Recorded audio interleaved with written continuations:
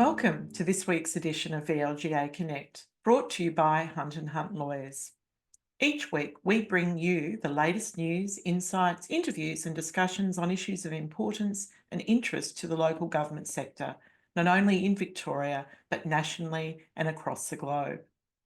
Today on the program, Chris Eddy sits down with David Jackson, Director of Customer and Corporate Services at Moorabool Shire, to learn more about the use of artificial intelligence and the benefits the introduction of this technology is having for a smaller council. Later in the program, Chris speaks with Mayor of Cardinia, Jack Kowarzik, about Outer Melbourne Councils, a group of 10 councils that form a ring around metropolitan Melbourne that was formed to advocate for better services and infrastructure to over 1.6 million residents. We're going to talk about AI for a little bit with my next guest from Moorabool Shire Council. David Jackson is the Director of Corporate and Customer Services there. David, welcome to the program. Thank you very much. Thanks for having me, Chris. Nice to have you here. I have noticed through particularly some LinkedIn activity, you're doing some interesting things with AI there at Moorabool Shire. And it often occurs to me, smaller rural councils with tight resources, et cetera, need to look outside the box, don't they, to do things more efficiently. And you seem to be putting a lot of attention to how technology can help you. You've literally hit the nail on the head, Chris. So we are a smaller council. We do have significant financial constraints, and we do have to do things differently. So we're trying to, I suppose, create sustainability for ourselves. There's no white knight riding on a horse to save us at all. So we're literally just seeing how we can make sure that we as an organisation can deliver for the community, but also, I suppose, provide future-proofing for our organisation and the staff that work there as well. What caught my eye recently was this unveiling of Maddie, which I think is short for Maddingly, which is an AI assistant to help with your people and culture tasks within the council. Can you tell us firstly a little bit about that tool and what it does? Yeah, absolutely. So firstly, Maddingly was a very controversial name. So that's a suburb in our shire, and a lot of work went into that name. Yes. And Maddie is essentially an assistant for all staff, an AI, basically a virtual AI assistant for HR matters. So we're hoping that, it addresses 60 to 80% of the queries that people might have, those simple questions. And then if something becomes bigger, then it can handball off to the HR business partners. So it's an internal tool where staff get to query various documents that I gather have been scanned and collated in the background. Is that absolutely? Yeah. So it is an internal tool. It's not. There's no external, connectivity at all. It's all contained, very secure. And yeah, using natural language, staff can ask whatever question they want, and hopefully they get the right answer. So. And you must have done some analysis to see what sort of a saving in terms of staff time and resources that would deliver you to develop a tool like this? Yeah, so we actually, I suppose what we've done is we've seen the opportunity and we've partnered with people, because it's very early days, and we've partnered with people to identify opportunities. We're sort of like low-hanging fruit. And we saw this as a definite low-hanging fruit. I think 20 plus queries a week are coming through to the HR team, and we're looking to get rid of those queries and maybe only have a half a dozen queries for them to have to address. Yeah, okay. So more broadly, what's the philosophy? Because I gather you're looking at a whole range of ways that artificial intelligence can help you. Yeah, well, I suppose looping back to what I said earlier about the sustainability, we do have to deliver services, and it's very, I suppose, one of the largest imposts is staff resourcing. We don't necessarily have a whole lot of money to just throw a whole lot of people at problems. So we're looking at doing things differently and doing things a little bit smarter, and that's the way that we're addressing the problem, by going out and finding partners who want to work with us around these AI solutions. So we've got a few things going on. The same partner that we're working with on Maddingly. The actual first iteration of AI that we used there was actually a governance tool. Right. So, and that's actually for our councillors predominantly.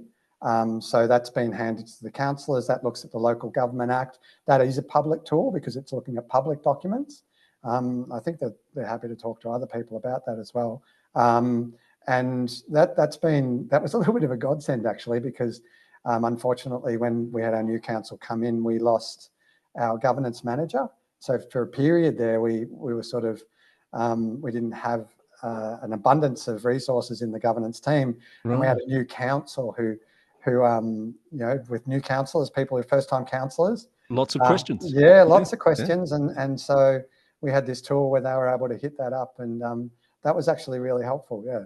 That is a really good example, I think, of where it can help, particularly where resources are constrained. You've got a few pilots in train as well. Yeah. So just looping back to the governance tool, I suppose, you know, like that information is public. So theoretically you could find it anyway, but it's the whole natural language that really makes it simple. People know what they want to ask, but they don't necessarily know where they need to look.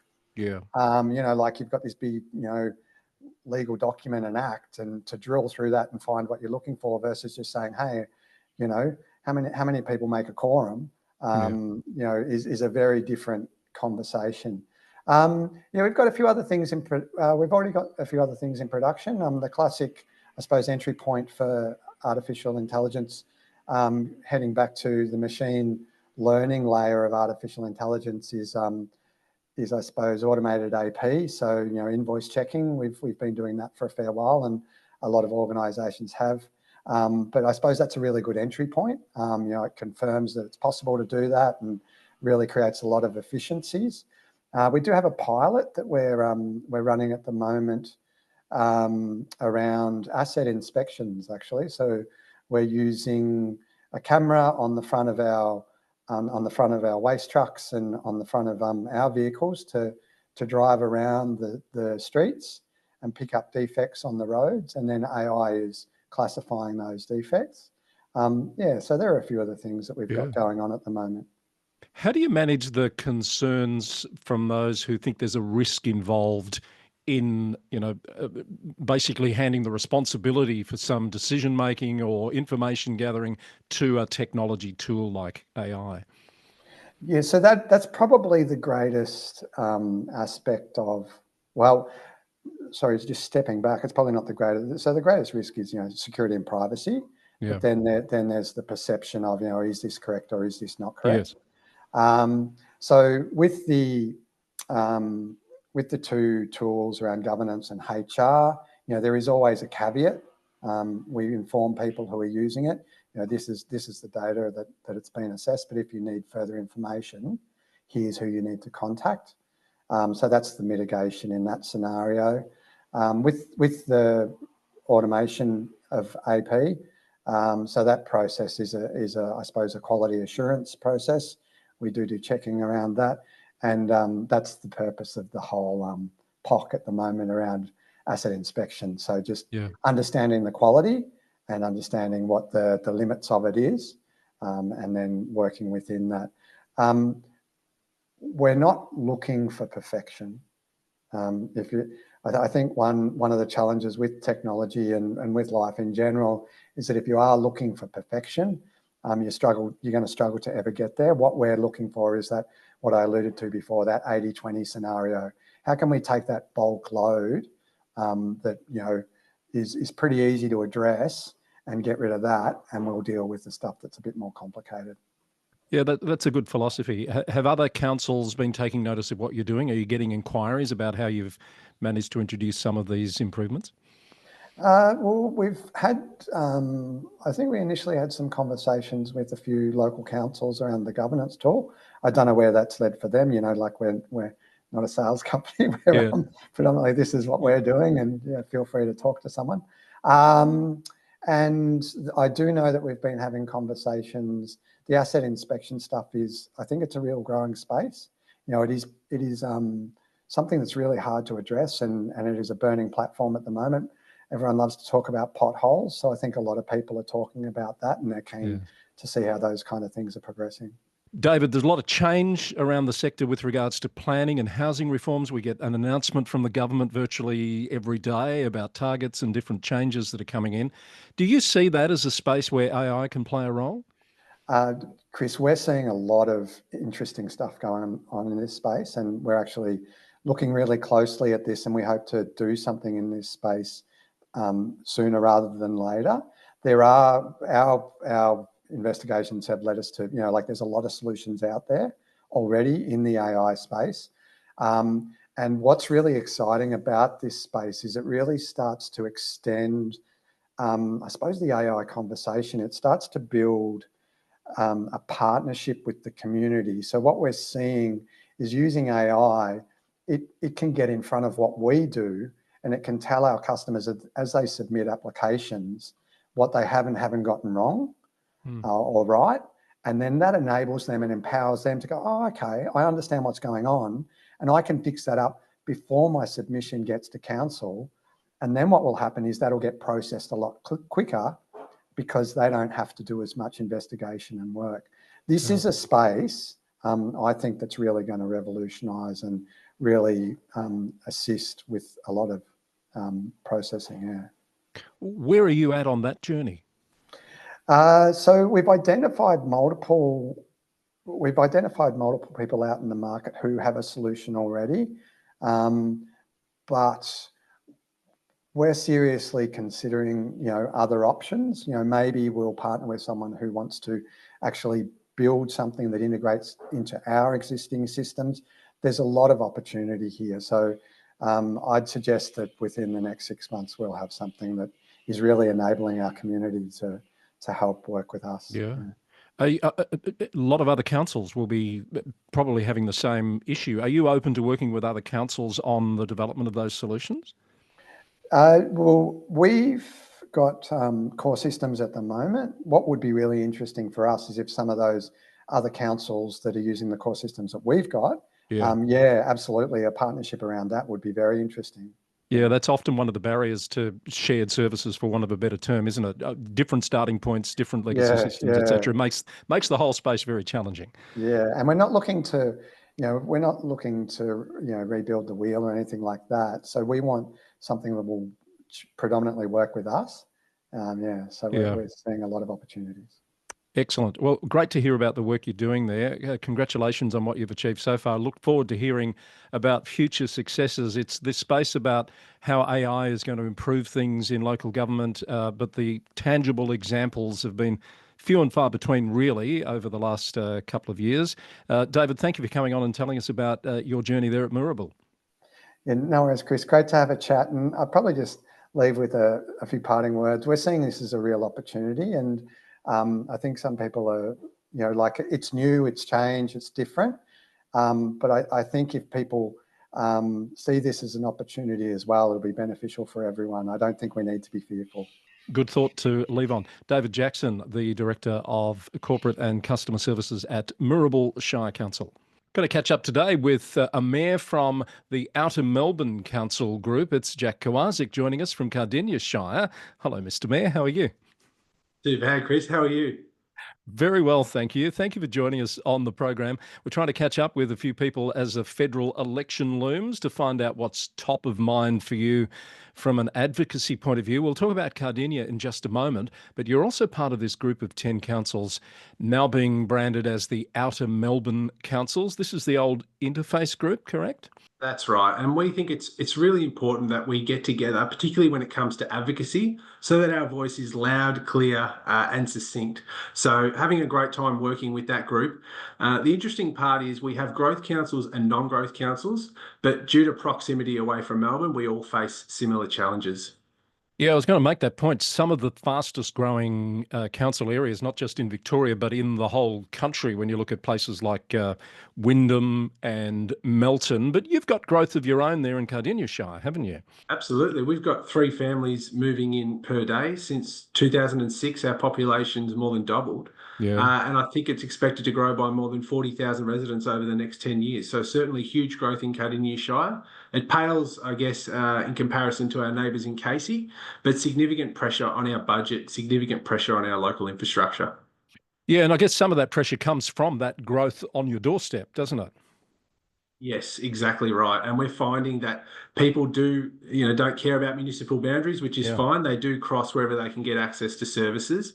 But it's a big challenge for residents of Cardinia Shire.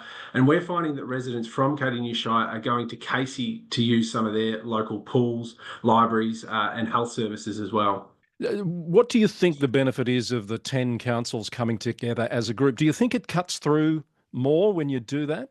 We certainly hope so, and we expect it to. I think if we have days where we might go into Parliament and have a launch, we have days where we might go up to Canberra, or just meetings with ministers and things of that nature. But there's strength in numbers, no doubt about that. And we hope that it's easier for federal and state governments to work with a group of councils who have one clear goal and one clear message. So one of those messages at the moment for the OMC group, Outer Melbourne Councils, is pools and libraries. And this sort of echoes something that Infrastructure Victoria has been saying for a while around the need for more government support for those facilities and to help councils, which over time, I think, Jack, I'm correct in saying the level of government assistance has dwindled compared to what councils are required to put in. That's correct, Chris. And it's really, I think, a point of frustration for so many of our residents.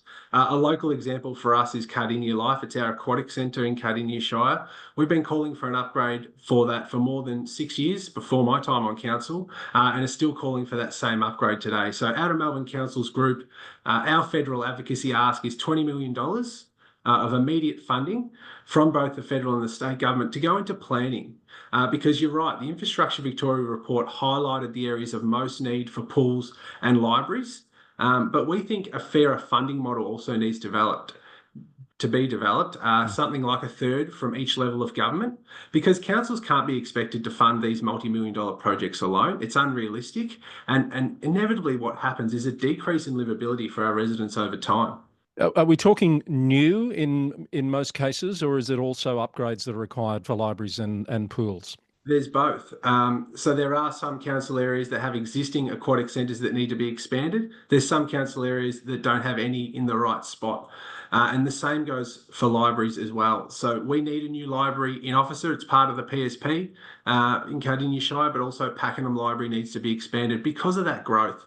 And the lack of funding or the decreasing levels of funding has made it impossible for councils to actually keep up with that.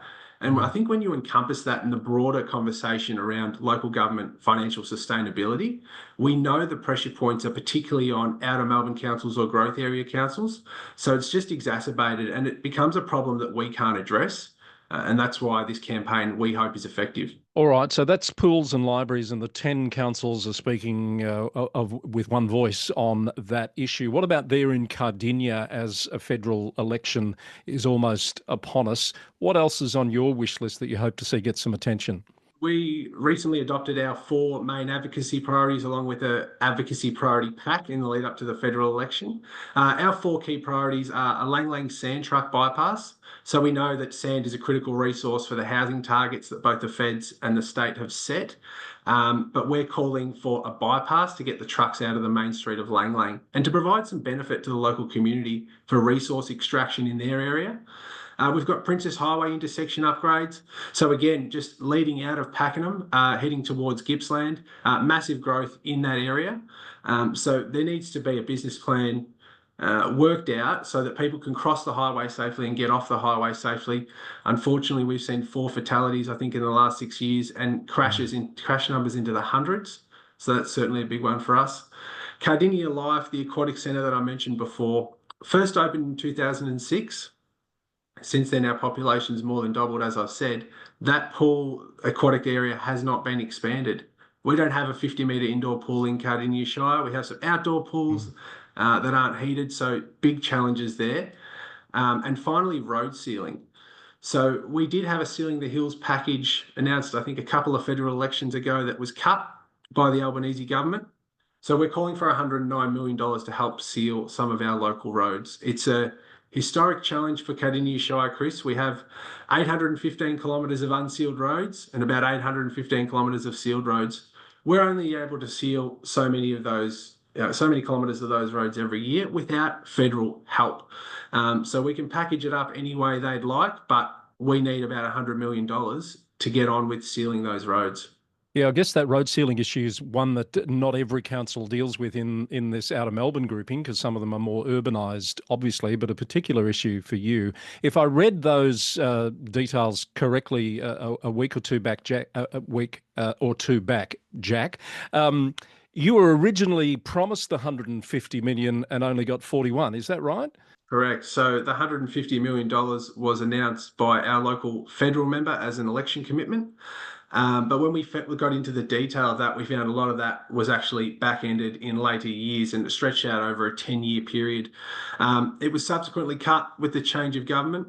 And our mayor at the time had to fly up to Canberra to fight to save what had already been announced and agreed to through special charge schemes. So we're very grateful for the $41 million overall that we did get.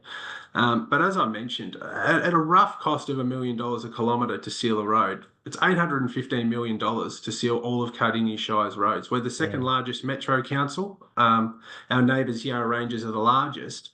And we know this problem is going to take a long time to address.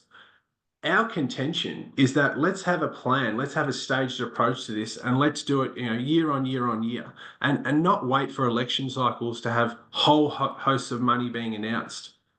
Yeah, so I just want to make that point that $109 million figure is not something you've plucked out of the air. It's based on those previous commitments that were made. But you also raise a good point, Jack, around political cycles, and I noticed the discussion starting to be had again about whether the federal terms should be longer, should be four years to get away from this short-termism. Do you have a view on that? Yeah, I think 4 years fixed dates makes sense. Democracy is a very, very special thing, and I don't think we should use an election cycle and timing of an election and when elections should be called. I mean, I think we all know that the recent horrible storms and cyclone in Queensland pushed back the federal election. 4-year cycles, fixed terms, makes sense to me. All right, we might leave it there. Jack, thank you very much for your time, and all the best with your advocacy aims this election cycle. Fantastic. Thanks for your time, Chris. That's Mayor Jack Kowarzik from Cardinia Shire joining me today on VLGA Connect. And that's it for this week's VLGA Connect. I hope you've enjoyed the program. We'll be taking a break next week for Easter, but we'll be back with all the latest local government news the week after that. In the meantime, don't forget to register for VLGA's annual Leadership Conference Fast Track, which is being held on Friday, the 2nd of May. The event is open to mayors, deputy mayors, councillors, and senior leaders from across the sector. This year, the full-day program will focus on the theme Leading with Integrity, and we will be joined by Local Government Minister Nick Stakos, the Lord Mayor of Melbourne City, Nicholas Rees, the Victorian Ombudsman, the CEO of IBAC, and, as the finale, Australian actor and comedian Anthony Lehman, or Lemo as we know him, from the hit series Utopia. Look out for a special preview via VLGA socials next week, where we'll share some insights into what you can expect from Fast Track 2025. Have a safe and happy Easter break, and we look forward to seeing you back here the following week.